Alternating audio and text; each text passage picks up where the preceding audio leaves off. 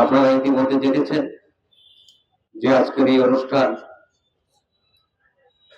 আমাদের প্রিয় সন্তান তানভীর মোহাম্মদ তৌকির হত্যার বিচারের দাবিতে বিগত 11.5 বছরের মতো আজকেও অনুষ্ঠিত হচ্ছে।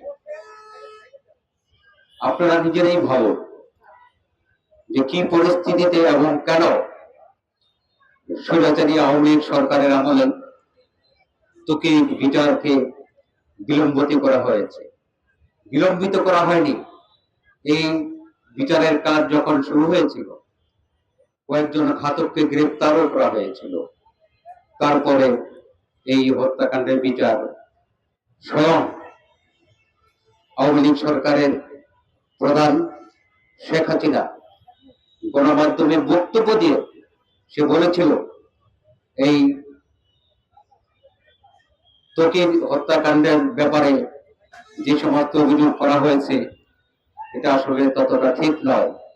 আমি ওই ঘাতকদের সাথে সে আছে এই আশা প্রকাশ করেছিল।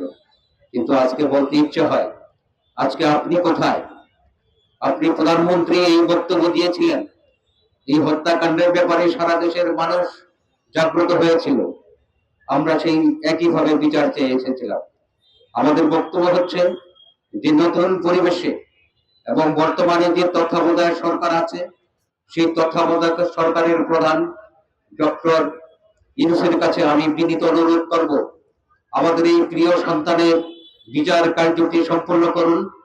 যে ঘাতকরা পালিয়ে আছে, আত্মগোপন করে আছে, শামীম ওসমান, আজমিরি ওসমান সহ তাদেরকে দ্রুত গ্রেফতার করে এই বিচার কাজ শুরু করেন। আমরা এই সরকারের কাছে এই নিবেদন করছি। সকলকে ধন্যবাদ।